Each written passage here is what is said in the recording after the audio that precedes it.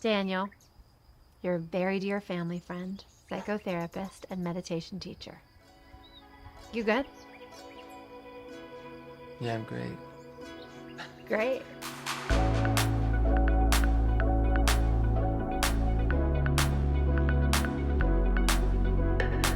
Daniel, Great. Okay, cool. let's Yes. do it. Okay. Thank you for being here. Thanks for having me. We got connected through your brother Yeah, and your through my sister-in-law. sister-in-law, really. Yeah, Yeah. she's been very instrumental and my mentor here in Los Angeles. Yeah, I get it. She's powerful. She's super powerful. Mhm. So let's talk about attachment. Okay. You have had a lot of professional work surrounding attachment. Yes. You want me to tell you about that? Why? Cool. Yeah. Thanks. Yeah, it's an interesting path, right? So the way I discovered attachment was through studying the Dharma and studying like Buddhist psychology. Okay, what's the Dharma Right. What does Dharma mean? for the audience? Oh, cool. Yeah. Dharma is essentially focusing on reality. So there's like local reality, personal reality, my reality, and there's this shared reality, and its practices and strategies towards trying to ascertain and hold that reality. And then there's a lot that goes into it. And that was really interesting to me. I was interested in studying meditation. I was interested in looking at what meditation was, what was going on neurologically, why we do it, what's interesting about it. You know, I had bias about it being religion, or I didn't even really like the word spirituality. You But didn't? No, I didn't. But Was that okay? Did you turn to spirituality or meditation when you were going through a hard time, as so oftentimes people do?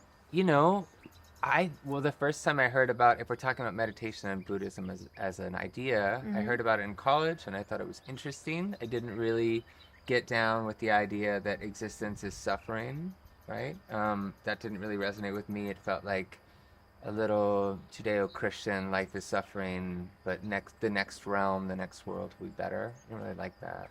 But I was still drawn to it. I was still like interested in it.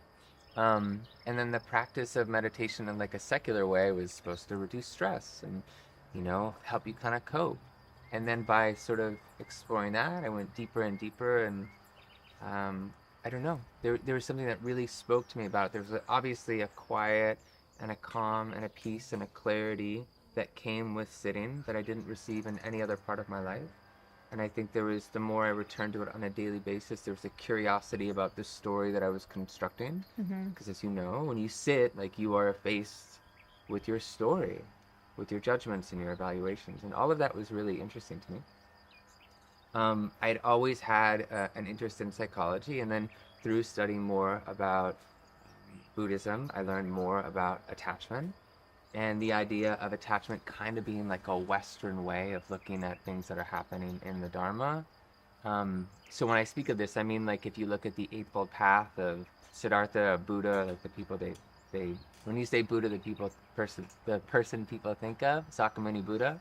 So the fold path of like right view and right speech and right livelihood and right samadhi, all these things kind of map with secure attachment in psychology. And secure attachment, roughly, is this interplay of relationships and exploration. The idea of attachment is sort of a psychobiological understanding of how people raise their kids and how in the raising of their kids, through certain periods of time, imprints on the child a perspective of the world that then they enter. In attachment psychology, that's a very short window at 0 to like 36 months. So the care that the child gets between 36 months helps to create a self. Like the beautiful phrase is, before there is a self, there is a relationship. Right? So the relationship bears a self, and then this self kind of sets you off in the world. And I thought that At 3. Yeah. I mean, there are things that can adjust it. Really, where you start to see it fire off is in adolescence. So the joke I make for parents when I'm working with them is, if you want to know what kind of parent you are, wait till your child is 15, and then you can actually see what was happening in the 0 to 2, right? Why are people coming to you? Good question. I think people come to me because I work with attachment and people are really interested in attachment. People come to me because they know that I take spirituality and these practices very seriously, and I try and live inside them, and people want to know about them, and I'm trying to make them accessible because I think, like you, I understand that these practices are very applicable and actually work really well for our culture, but they've gotten some weird PR and some weird marketing. Yeah. Also, they're pretty new to our consciousness, right? Right. They haven't Especially been to here. our Western world. Yeah, for sure. So I think people come to me for that. I work with a couple organizations, so maybe people hear about me through that. I work with the Mustang Bond Foundation to kind of help them proliferate this the Bon lineage, which is the oldest spiritual tradition in Tibet. It predates Buddhism. I do a lot of work with attachment repair through integrative attachment therapies. With people that are unattached to each other or their children or their parents. You mean in attachment repair? Yeah. What is attachment repair? Oh, cool. Check it out. So if we're talking about attachment, a thing that can happen is you can get your attachment strategy assessed. You can do this online and take Your self-reporting. attachment strategy assessed. Okay. Yeah. So your attachment strategy is basically going back to that thing of your internal working model, the thing that you learned before you were 2, based on the care that you received. That strategy for getting your needs met in duress. So it's not really like a snapshot of who you are or who I am as a person. It means in duress, when I need to regulate, what do I do? Who do I go to for safety? How do I get myself sort of back online, Okay. if you will, right? I mean, these are really broad strokes. Yeah. about I attachment. want You want only broad broad strokes. strokes Cool. only. So the broad strokes are the 2 dimensions of attachment are relationships, how I spend time with the relationships, how I treat relationships in duress, and exploration, like what do I find meaningful in my life? And if I have a secure attachment, then there's an interplay with these things, right? Hey, I did this great thing. I want to share it with you because I love you. And what did you do? And I want to hear about your life. That's optimal, right? And then we're collaborative and we're sharing our resources. And when you're freaking out, I can help you calm down. Or when I'm freaking out, you can help me calm down. It sounds great, right? But there are other outcomes that based on the care that you receive or Before don't age 3. receive. Yeah. And then it gets fortified as you get older. And what are those other outcomes? Do they lead to abusive relationships? Do they lead to toxic relationships? I would say they can lead to really problematic outcomes. So if we use these 2 dimensions of relationship and exploration, depending on the kind of care that you received in early childhood, right? You could learn that relationships aren't safe. They're good transactionally. Like I can act like I like I you can get because dinner on the table, whatever. I want dinner. Yeah, I want something that you have, so I can learn to do that, right? But you really don't matter to me. Part of that is I don't have a strong sense of self, so I don't trust that if you really knew me, you would care about me, so I'm defended. Because before age 3, I never felt like I mattered to anyone. Yeah, I mean, or maybe relationships are just unsafe. And maybe people aren't worthy of being trusted. They're a little suspect, right? I'm trying to choose my language carefully because I never want to allocate any blame or shame to anyone. Because if you follow that map, that you or I received that care before the age of 2, and that set us up, well, then the people who gave us that care received it before the age of 2. And wind the clock back, like what was happening in culture when they got that information, and then they got that information. We're still figuring this out in real time. There's no blame, but I think there's real talk and there's Oh, honesty. for sure. I mean, for sure, if you don't get your attachment needs met in a healthy way, it can lead to chaos, for sure. Like right? most of our culture. I mean, do we live in a sick time? Do we live in a sick culture? Yes, of course. We do, of course. So I would say, yes, of course, that the relational matrix that we learn in early childhood is part of that. To live in a culture where I'm the only one that matters and everyone needs to get out of my way because I'm important, well, that seems psychotic. And if there's a bunch of people behaving that way, it would seem chaotic. Correct. Welcome to LA. I mean, yeah, zoom out, but for sure, welcome to LA. So if you did an attachment assessment of Los Angeles, would it be secure? It would not. No. Right? But does that mean it's not successful? So then we get into interesting questions. What do you mean successful? Well, fiscally. Sure, but fiscally has nothing to do with inner success. For sure it doesn't to you and I maybe in this moment, but how many people in the world are like, I'd rather have inner success than money in the bank? And then you look at all the messaging that they receive about what really matters. Money in the bank or feeling good about yourself? I think tricky. they're both important. I mean, for sure I agree. 1,000,000,000,000% I agree. But yeah, if you're not stable within, Hmm. the money in the bank isn't going to come, nor will it stay there. Maybe it won't stay there. I wonder, if we're talking about, yeah, I wonder. It can get a little tricky. I think people can keep it together to accrue and amass wealth and keep it. And actually, that behavior that they did to achieve the wealth can support them feeling like this is appropriate behavior because it's successful, and they can continue to roll over people and cause harm, for sure. Right. Do you know? No, of course. I'm, Yeah. I'm just thinking of the people that are doing that I know.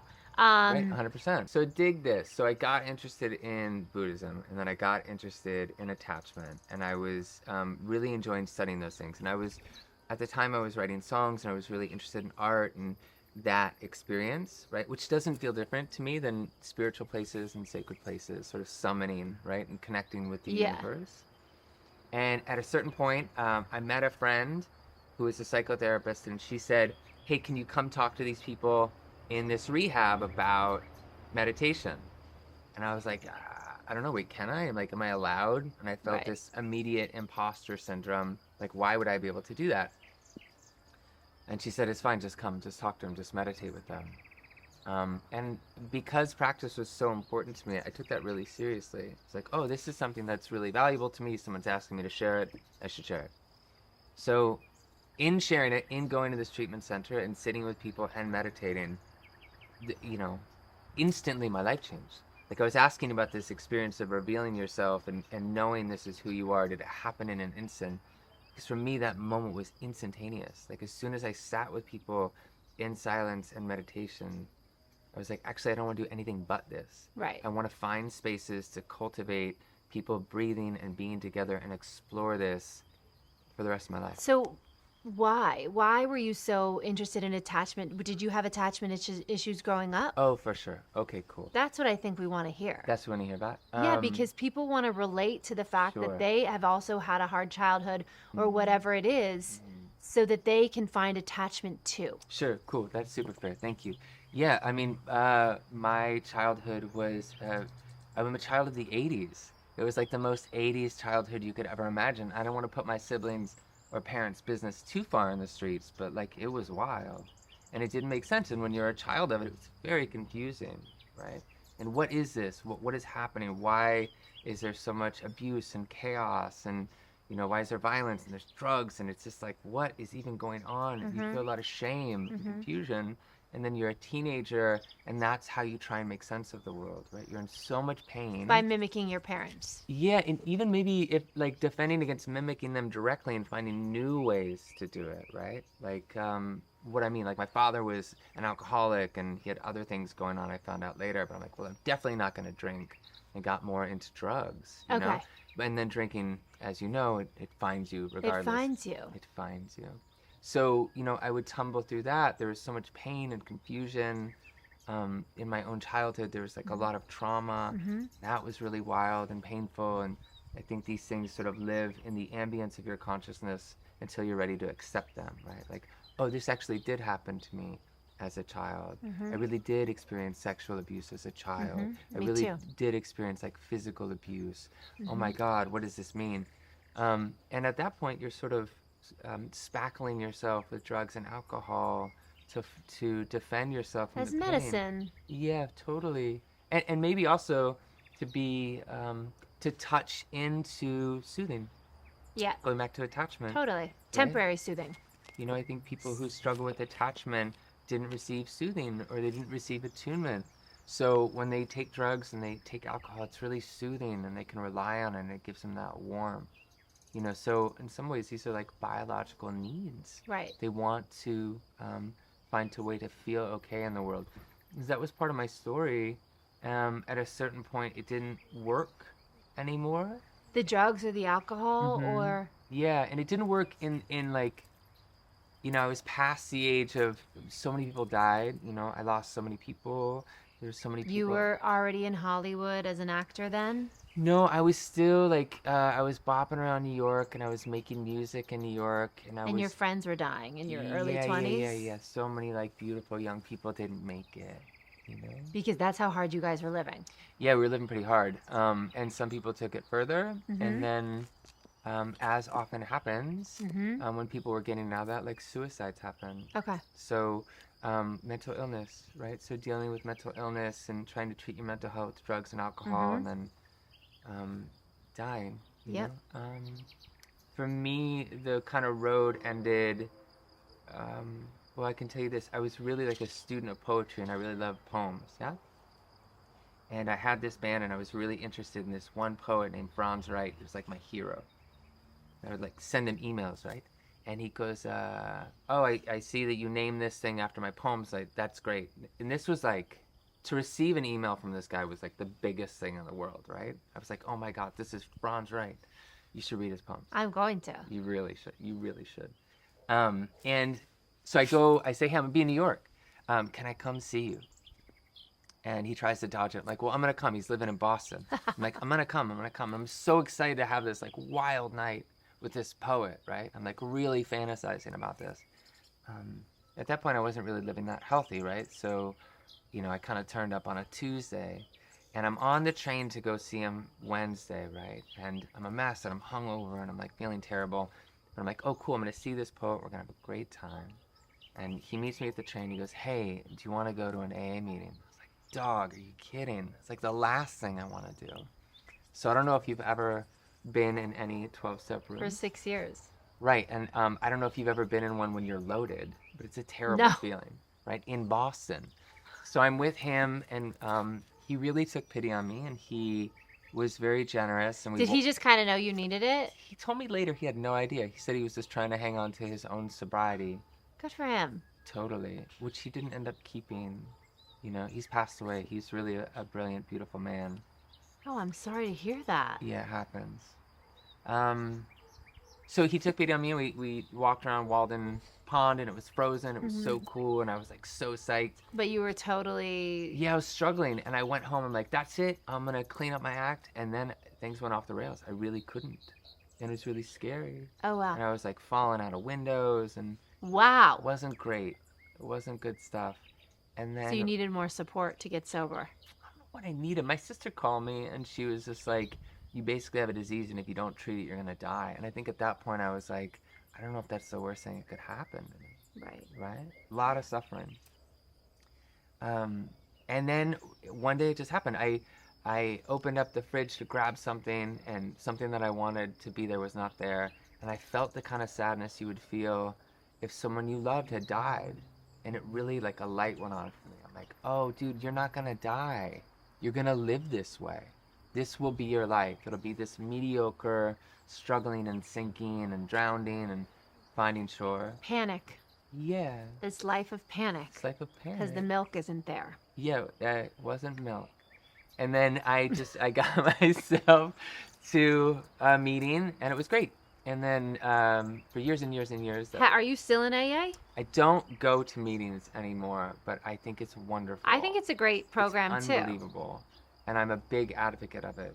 I would say that all that sort of spiritual support comes in the practice that I have. Totally. And the community I have around that. Yeah. But yeah, for a long time, like 10, 15 years maybe. Yeah. I think it was daily. And a lot of the people that I love and know and cherish, and I'm part of their lives and the lives of their kids, all comes from that. That's great. Shout out rooms. Shout out rooms. I was sober for 6 years. Mm-hmm. I didn't like where my life was. Mm-hmm. I was on American Idol, and then basically Cool. ended up singing at weddings for a living. I didn't like that. I just am not really a wedding singer. Now I have a wedding booking business. Don't ask. Whoa. Okay. But Interesting. yeah, life. I let life live me. I didn't live life. And so that was the beginning of my journey with sobriety. I thought, I'm not going to do drugs anymore. I always dabbled in drugs, like, Adderall in college, et cetera, et cetera. My dad always said never touch heroin, so never did that one. But, I did the gamut. Sure. And I just like substance, right? Like I have a relationship with substance, and it likes me. I can always kind of stay here. Uh-huh. I never was Right. at the brink of death, or Right. I definitely have had hungover days, probably more than I care to admit. But I thought that the quickest thing that I could do was get sober. And so I did. And I met my husband 4 months after I was sober. I'm talking no weed, no nothing, no nothing, no nothing. Yeah, for sure. And he said, I took him to a vegan restaurant the first time we met. This is a Frenchman who like has a glass of wine a day, eats meat. That's just what you do. Cool. Don't drink too much, or don't, you maybe once in a while on a Saturday night, you can have a few martinis, but it's just cultural. And he thought, and I told him I was an alcoholic. I'd been going to AA for 4 months. And he was like, okay, that's great. I don't think you're an alcoholic, but, pass the bread. Let's, we quickly fell in love. He was in London. I moved back to London to be with him. I went to college. I finished college there. And I would go around London telling everyone I was an alcoholic. And he would be like, Claire, you have to stop saying that. Like, there are real alcoholics out there that have a disease. You had it was more spiritual for you, or whatever he was projecting onto me. But that's where I was at that time. Like, I really identified with it. I didn't have the consistency with AA. And I think AA is wonderful. I also do think any kind of the isms are spectrum. Oh, maybe because that. I live in a spectrum world with my son, and I see neurodivergence. There's a lot of mental illness, and I've seen meditation and spirituality support mental illness in my family of origin, and now in my nuclear family that I've chosen and built. So I think that I drink again. I don't really dabble in drugs, mostly because I don't have time. And I don't also, like, it's not like I'm a crazy drinker, but I definitely drink socially. And I really appreciate my years of sobriety. And I think I might go back there in certain points in my life. And I don't think it has to be all or nothing. Sure, I can say, you know what, not going to drink for a month. Oh, not going to drink for a year. Or you know what, I'm just not going to drink for today. Sure. Or maybe this week. Yeah. And I feel like the pressure was tough for me, because I stopped socializing in I was almost afraid of the alcohol. And then I realized 6 years into it, I'll never forget it. The first glass of anything I had was a glass of champagne when I was 7 months pregnant with my firstborn. Wow, and that was the only alcohol I had with his pregnancy. But like, I just realized there's nothing to be afraid of. I'm in control. So that's my little journey. That's good. I appreciate it. I'm still searching, and I'm still. What are you searching for? A balance. Oh, a balance with it all. And we're very, very social people, and it's always around. And it makes a question of the relationship, right? What is my relationship to it? What do you mean? Tell me more. Well, just that. Like, what am I using it for in this moment? Like, if we're talking about drinking, I could say that my relationship was never really in balance, and at a certain point we broke up, and we're like, cool. We're like, I don't need to explore drinking again. And if I look at my bloodline, I'm Irish and Russian. It probably wasn't good for anyone that's been in my bloodline forever.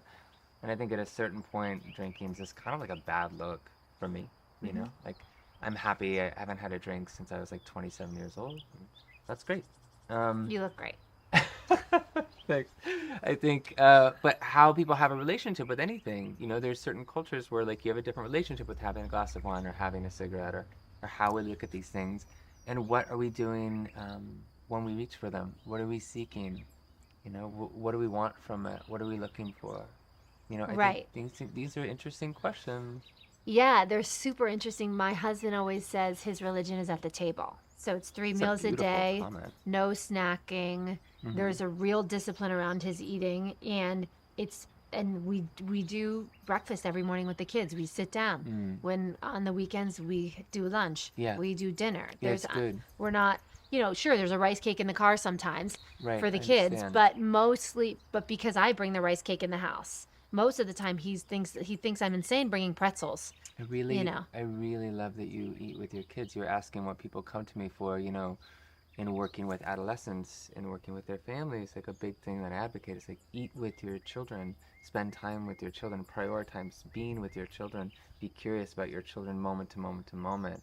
And that's what they learn. That's how they learn to trust relationships. And that's how it keeps you present to who they are in this moment and watching them grow. So I love that you do that. Eat with your kids. Be with your kids. Be with your kids. As much as you can. And if we're talking about manifesting, right? We could talk yeah, about, let's talk about manifesting. right. So this idea of manifesting, and you tell me if this is how you rock it. You mean like what you want to happen, happening. I mean like what I want to happen, happening. Yeah. That's it. Okay, how do you cool. do it? Right. So how do you even understand what you want? And How do you how do do it? you Tell me. notice? You got to get attached to something. I mean, it depends, I think, on what you pay attention to and then what you respond from. So if we're sort of going between attachment and dharma, and How do there is an you overlap. manifest your For sure, life? For sure. Your peace. Sure. I practice daily. I keep practice daily. What is your practice? Well, I mean, I wake up in the morning and I have a series and a sequence of prayers and chants that I do every day. And then throughout the day, I kind of return to those practices, not the full practice, but little piecemeal here and there. And I kind of surround myself with things that remind me of the lineage that I've had the good fortune to discover. Okay. And that's like a beautiful framework for exploring a multiplicity of things. And That's for me. people that don't know what a chant is or don't know how to access a chant, Yeah. can you tell them, Om Namah Shivaya, or Right. can you give them Om? Can you give them What's your something? favorite song to sing? My favorite song to sing That to you sing. myself? Yeah, that you sing all Om the time. Namah Shivaya. Right. So I would say, like, in our culture, we sing songs. So chanting on some level is just connecting to your In inner what voice. culture? American culture. We sing songs all the time. American culture, of course. We're yeah. constantly singing songs, right? So I think that's our relationship to it. And if you can understand, don't you feel better after you sang a song? Yeah. Right? You're just like, oh, I'm relieved. I've used this internal wind that I have, this energy. I'm connected. My mantra that I go to is Om Matre Me Yesale Du, which is very short, 6 syllables, and it's about radiating compassion across all the realms, and you can really, really get into that. But it's considered a really skillful phrase to use or mantra to use because it's so short, and you can just say it all the time, and it reminds me about the importance of compassion. And then what does compassion mean? Being able to be with other people in their discomfort without trying to change it or control it. Without trying to change them. Yeah, just to be curious and be with them. You were telling me something earlier about enemies, tapping into enemies. Difficult and people, yeah. Difficult people, right. People that are difficult for you. Yeah. Why? How cool is that? Yeah, tell me. It's so cool. more. Well, how about you have this much energy in your life, right? And if half of it is, This much energy in like your a life. whole pie of Okay. energy, right? In And, like, every day or in your life? in every day, let's say. Okay. And let's say a portion of it is just like, oh, that guy sucks. I hate that guy. Like half of it. Maybe, right? Because if you think about, right? If you think about that person that sucks and what they're doing, then it reduces the energy you have to pay attention to your family in this moment or the beautiful sky that you're under. Like, it really messes with you, Yeah. right? So let's say this guy, you remember that they weren't put on the planet just to mess with you, right? They actually had parents probably, or maybe they're struggling.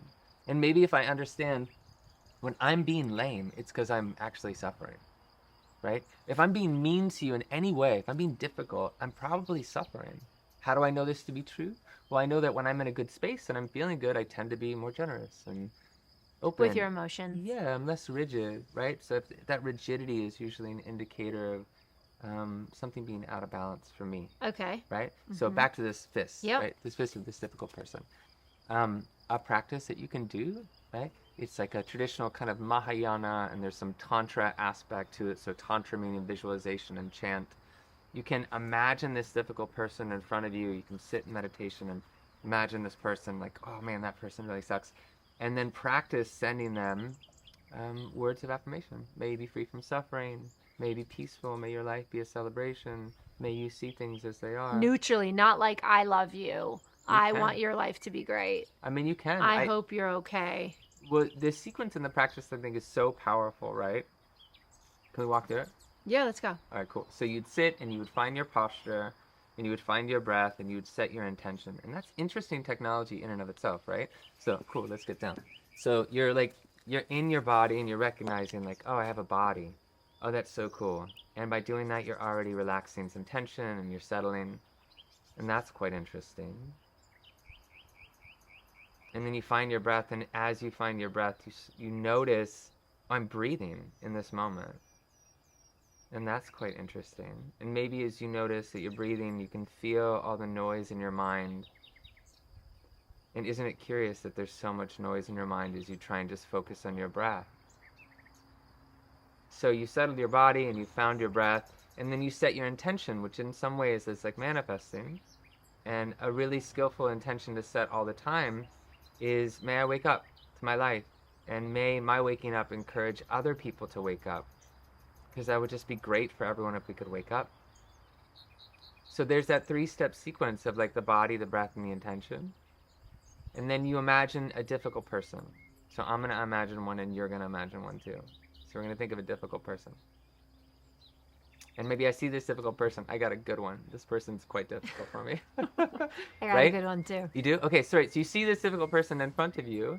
And over the inhale or the exhale, you offer this person a phrase. Let's say we're working on compassion. So breathing in, you go, may be free from suffering. Free from the causes of suffering. And breathing out, you would say, may you be free from suffering and free from the causes of suffering. May be free from suffering and free from the causes of suffering.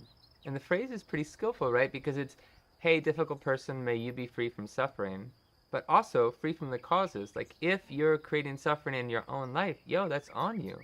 You have to take responsibility, which also frees me up. It frees me up.